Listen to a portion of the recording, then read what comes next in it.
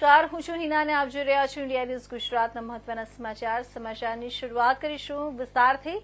તો પ્રધાનમંત્રી નરેન્દ્ર મોદી આજે ગીરમાં સફારી પર ગયા, જે ભવ્ય એશિયાઈ સિંહના ઘર તરીકે જાણીતું છે। એક્સ પર એક પોસ્ટમાં તેમણે લખ્યું કે આજે સવારે #વર્લ્ડ વાઇલ્ડ લાઇફ ડે પર હું ગીરમાં સફારી પર ગયો, જે આપણે બધા જાણીએ છીએ તેમ ભવ્ય એશિયાઈ સિંહનું ઘર છે।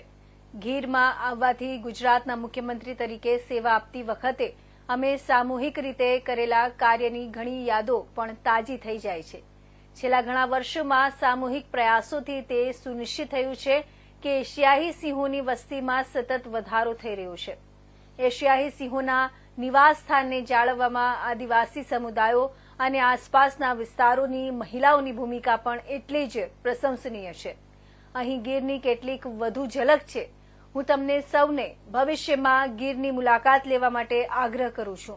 ગીરમાં સિંહો અને સિંહણો આજે સવારે મેં ફોટોગ્રાફી કરવાનો પ્રયાસ કર્યો।